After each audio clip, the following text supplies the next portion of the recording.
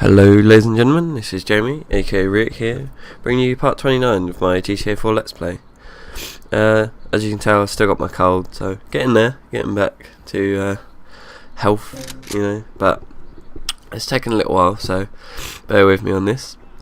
And just to say, this video is a day late, because I had a busy day yesterday, and I was shattered pretty much, so I went to bed quite early, and got up to do this video. So yeah, it's coming out on Tuesday. Sorry about that, but I'll try and stay on track as much as I can.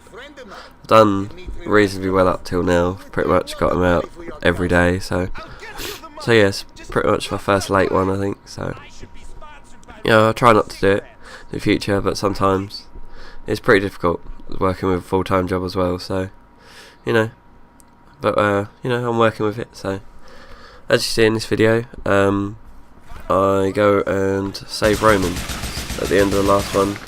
You saw me drive there. Kind of fail, like driving on some explosive barrels, but yeah, I got back there, and it was a bit of an epic shootout. Take out quite a few people. As you can see, I've started already. But yeah, it's quite fun. It's a little warehouse, and it's not much room. Just popping out, getting headshots. You can see there's two there, one after the other. So I like getting headshots with the AKs, makes it really easy. You can see, obviously, it saves a lot of bullets.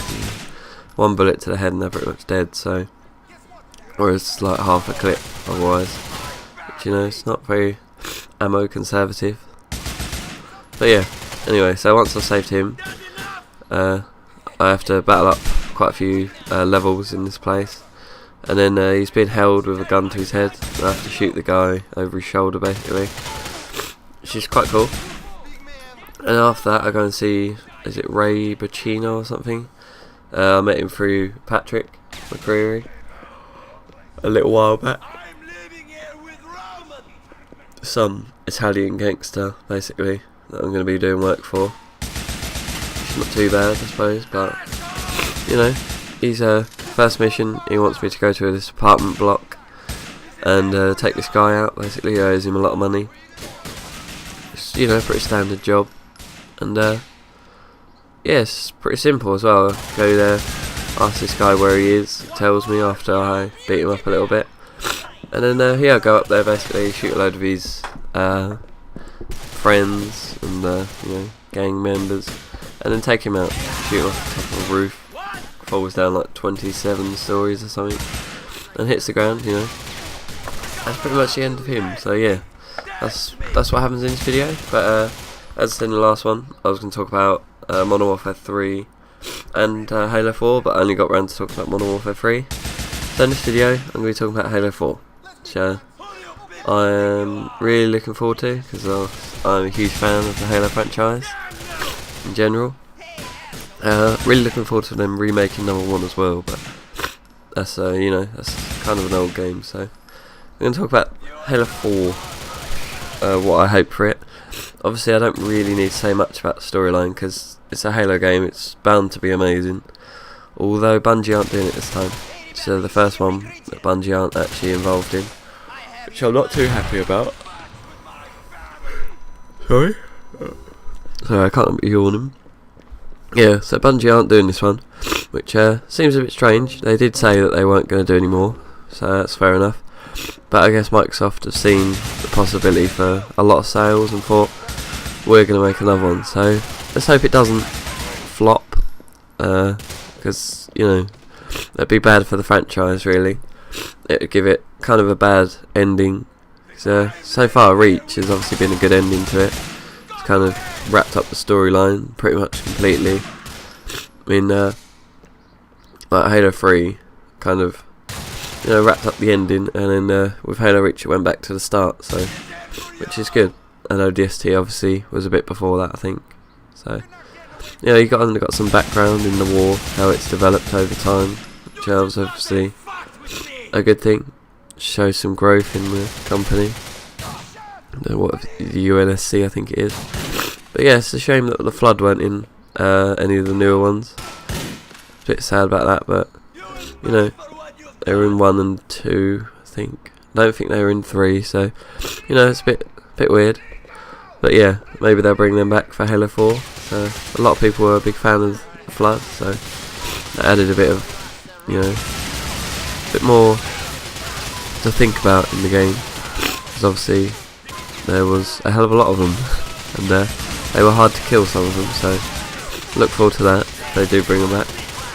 But yeah, as with most Halo games, what I'm really looking to is the multiplayer, to be honest, because that's what I don't buy Halo games just for that.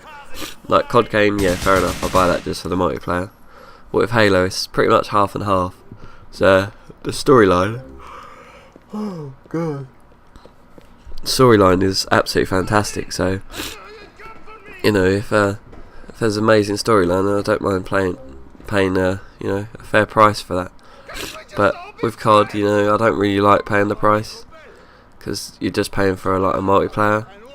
And if they didn't put the single player in there, I think they would charge a bit less for it, which you know, would seem like a reasonable idea, really, because the COD single player is not the best. At this point, it's kind of just a bolt-on. So, but yeah, Halo, definitely not like that. I'll buy it to play the storyline, and obviously play a lot of the multiplayer as well. So you know, it's kind of an all-round game. Some games struggle to do that, but Halo hasn't so far. So let's just hope Halo 4 keeps up that tradition of not sucking single player. But we'll see. Time will tell. It's not going to be out for a while. So right, here's what I hope for the multiplayer. Basically, I hope they bring the BR back first of all. So you know, the DMR is okay, but I think I don't know if it's actually the DMR or the fact that there's now Bloom in the game.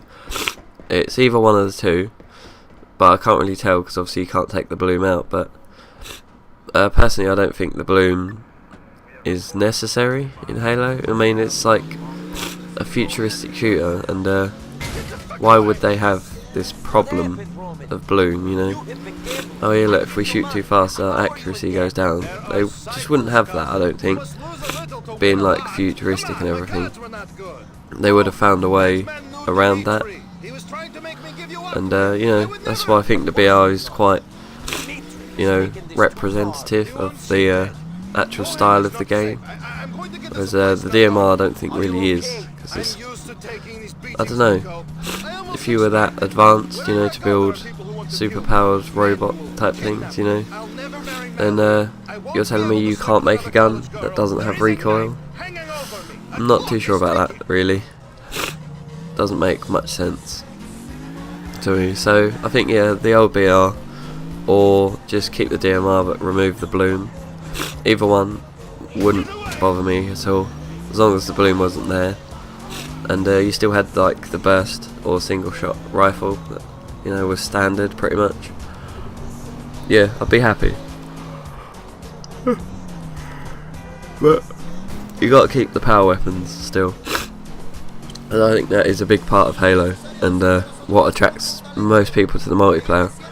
Because with COD, you know, you can choose your gun like from a huge list once you're max leveled or whatever, and you know, you can't really, I don't know, I don't think you can ever balance it as well as you can obviously Halo, because obviously everyone's using a DMR at higher levels, and those power weapons are on timers, so there's going to be a certain amount of time where one team's going to have a bit of an advantage, but to get that advantage they might need to lose position or something. So you know, it kind of balances out the fact that, you know, those power weapons are there, but you might need to take a risk to actually get them. So you know, I mean, especially on the pit in Halo 3, the rockets were right in the middle, you know, in green, you know, in between their green and your green. So and it was an easy fraggable spot. Obviously, if you knew rocks were up,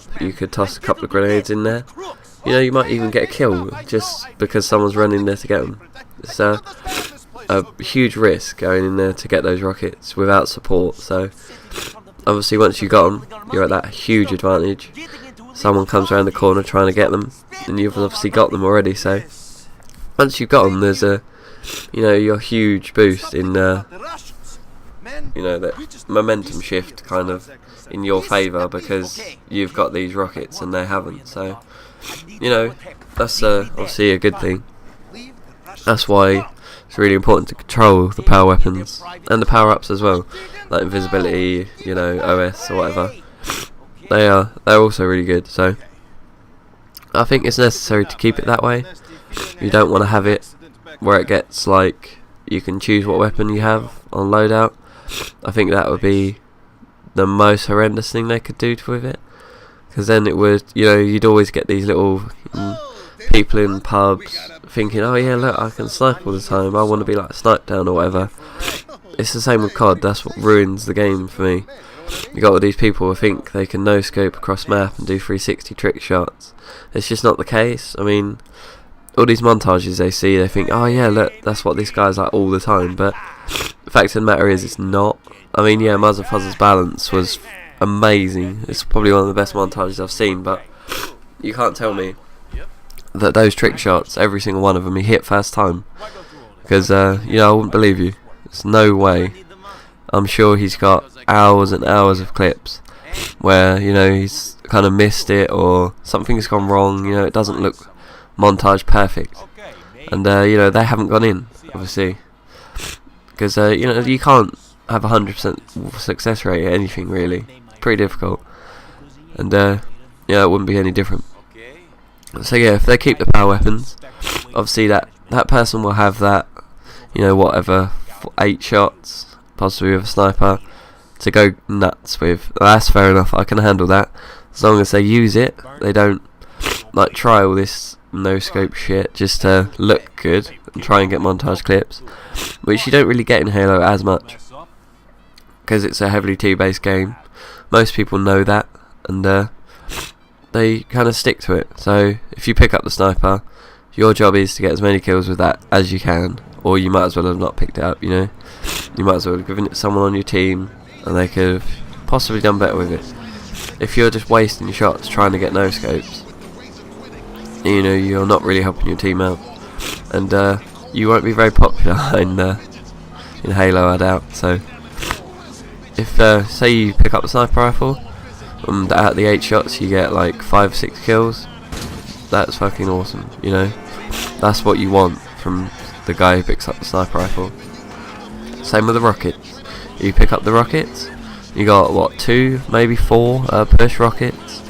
You want to get at least 3 or 4 kills. There's no reason why you can't get a kill every rocket. Sometimes you could get 2. So you know, you got to get a 3+ really with the rockets. If you got 4, if you've only got 2, then you've definitely got to get 2, because there's no reason why you should be spamming rockets. Rockets are good if you know, if you can use them right. Remember, like Team Rockets, hugely fun game type, you know. People jumping up, you know, you just fire the rocket where they're going to land. Yeah, it takes a bit of skill, not a huge amount, but once you can tell where they're going to land, you know, once you can judge that, it's a huge amount of fun. Team Rockets, I'm not sure if I've seen Halo Reach yet, but it's definitely in Halo 3.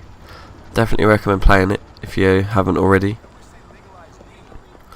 But yeah, so yeah, keep power-ups, keep power weapons the way they are, keep them on timers as well. That's a huge part of like MLG, basically. Like competitive gaming is timing the weapons. So, you know, you don't just want to have them spawn randomly. And you know, common places as well. Obviously, having them in the middle kind of is good. Having like sniper rifle for each side is also good, I think. Like narrows is fantastic. You got a sniper at each end, rockets in middle. I think that's you know, in the MLG one they're up the top, I think, but normally they're down the bottom in the middle. Either one I don't really mind. There's both good layouts. So yeah, they got to be like that. They can't be at a vantage point for one side. So you got to have balanced maps, obviously, as well. But yeah, you can't have something closer to one side spawn than the other, because that's not really that fair. It's got to be super balanced. So you know, if you've got one of that power up on the map, it's got to be dead center, pretty much. Or like on the pit again, you got the rockets in the middle, obviously. Then you got the OS to the side, but it's still dead in the middle. So each team takes exactly the same amount of time to get from spawn to that overshield for both teams. So, you know, I'm happy about that. That's how the map should be laid out, really. Whereas on, you know, some of the reach maps, like I think it is Powerhouse, the rockets kind of in a weird place. Not a huge fan of where the rockets are in that map, because, you know, one team spawns up high, one spawns down low, so the people down low can get to them quicker, as far as I know, but the people up high can like spam grenades off spawn to cut off that route, which is a bit annoying. I think that's bad design. Maps, I think the maps have got to go back to like how they were in Halo 3. Super balanced they were, and not all symmetrical, but some of them were symmetrical. I don't mind symmetrical maps, because you know, they're obviously balanced, and Halo should be all be about balance, because the multiplayer map pool is vast, but the MLG map pool is not. You know, it's kind of a lot lower. Obviously you got Construct, huge fan of that map. It's probably my favourite Halo 3 map. That's yeah, it's pretty much symmetrical, and you know, it's fairly balanced for both teams. So, and then you've got Narrows, obviously super balanced map. The pit again, super balanced. Can't really complain about the pit. I'm just trying to think. Narrows, not so much, but still, it's, you know, you got a fair share of the power weapons for each team, so you can't really complain about that much.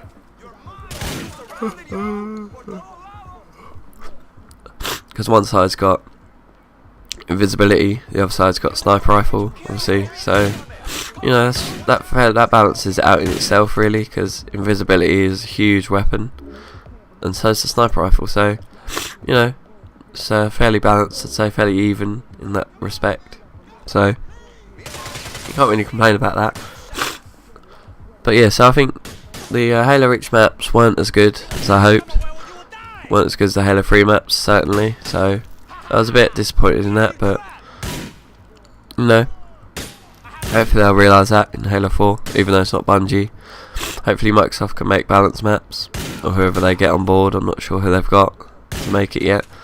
So yeah, hopefully that they'll make good maps. So, you know, I'll be a bit disappointed if they don't. So yeah, what else? The old ranking system needs to come back. Yeah, it's flawed, the fact that obviously you can boost and all this, you can multi an account, all that stuff, but for the most part it is the best ranking system, I think. Because in COD, yeah, it's fun to absolutely ruffle stomp people, you know, go in a pub match. You got people that have just started the game, or like first prestige or something, and they're going like 3 and 20, and you're at the top like 50 and 2 or whatever. Stupid KDs, you know. I'd much rather get a 30 and 12, say, against people my skill level, than a 50 and 2. Yeah, 50 and 2 is fun to get, but if you get a 30 and 12 against people the same skill level as you, you feel so much better about that. Guarantee it. You get a 50 and 2 against someone who's just started the game, or a 30 and 12, someone who's the same skill level as you. There's no comparison between how that would feel. For me, anyway. I'd feel a lot better if I got a 30 and 12 against someone the same skill level as me. Because I've outplayed them. Because they are the same skill level as me, and I've just simply outplayed them. Whereas someone, you know, it's a lot lower skill, they are obviously not the same skill level as me, so I've got an unfair advantage against him. Obviously I think they need to do something about the ranking system to stop the second accounting. Maybe like, you know, 1 account per Xbox or something like that, you know, or 2 max, I think, something like that. So you can only have 2 accounts per Xbox. That would stop the multi-accounting a little bit, obviously, but still you'd have people with 1 extra. But if they had to buy a new Xbox just to get another account, I'm pretty sure That would cut out a huge amount of people from doing it, which would be fantastic. What else? Back to the Halo 3 health, I think the whole how you regenerate health in Reach is a bit annoying, you know, with the whatever health packs, you know. Don't like that. I'm not a huge fan. So if you can cut that out, that'd be good. Bring back, what was I going to say? Yeah, so it's just the shield, obviously, like in Halo 3. Once that goes down, one shot to the head and that's it. I mean, it's same in Halo Reach, I think. It's an extra shot, but it's practically the same idea, really, so can't really complain about that as you know, as it goes. So yeah, bring back Halo 3 health, definitely. And the health's, like, you know, layout of that where you haven't actually got health blocks or anything. So I'm not a huge fan of that. So, and the old assist system as well. In Halo Reach, because they've got health blocks, if you do damage to a shield, doesn't count as an assist, which is a bit annoying, really, because you can't tell how well your team shot's on. Only way you get the assist is say you smack them and then someone else shoots them and kills them, or you take all their shield off and then hit them in, like, anywhere other than the head, and then someone else kills them. Which I know, I don't like it. Not the best assist system there is by far. I think Halo 3 was much better in that respect. If you got a shot on them, then if someone else killed him, say you got one shot, someone else got 3, you still got an assist for that. And that's, you know, it's fair. You can tell how good your team is shooting together. Whereas if, you know, with the Halo Reach, you can't really tell if you need to improve your team shot or not, because you get like 2 assists a game when you've been shooting the same people the whole game. I'm not a big fan of that. No, that's a small thing, but you know, it's kind of important, I think. What else? Forge, obviously. Keep it in there. It's got to be in there. So it's a huge part of the game for me. And I think they need to improve it a little bit, because, like, you see the maps that people make that are like in the Forge world, in the map pool, you know, for the game. Parts like intersect with each other, and they're like, obviously you got parts in midair and stuff. All this, I think they need to make it so everyone can do that, like the Forge, so you can say put a bit in midair and it just stays there instead of falling down.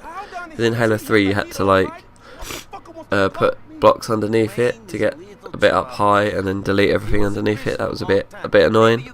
I haven't really played with it that much in Reach, so you might be able to do that, I'm not sure. But and they need to be able to intersect with each other like they can in the ones that actually get in the map pool, because yeah, I think it would make it a lot better for people if they could actually like join, because at the moment you have to have like a block high and then a block low, a set distance apart for that ramp to, you know, sit on the top of them. But if you could, you know, put that ramp inside the other one, you know, so it fitted perfectly, it was smooth, you didn't have to jump to get on it or anything like that, that'd be a lot better. I think it'd be a vast improvement to the game. So yeah, yeah, that's pretty much it. You know, keep the ranking system, obviously, from Halo 3. Forge, minor improvements on that. Get the BR back. Halo 3 health back. Balanced maps, even for both sides. You know, no advantages on spawns, which is a bit annoying. No loadout packs, another thing. Sprint, fair enough, I can understand that. Rest of them were so annoying. Jetpack, horrible thing to put in. The decoy thing, stupid, didn't like that at all. I can't even remember what the others are. But yeah, sprint, fair enough. Combat roll, good power up, you know, should be used as a power up, not as perk loadout. Somewhere on the map like they do in MLG. You got the dodge, so yeah, I think they could have, if they do all that, you know, keep power weapons, keep power ups, then it'll be a fantastic game. So, and I'll definitely buy it. But if they don't, you know, it's Microsoft, so you never really can tell. But yeah, if they do that, I'd be happy to play it. If you know, they try and take it too much to COD, then I definitely won't buy it. This is not what I want from a Halo game. So So that pretty much wraps up my talk on Halo 4. Thanks for watching this episode, and I'll see you next time. Bye for now.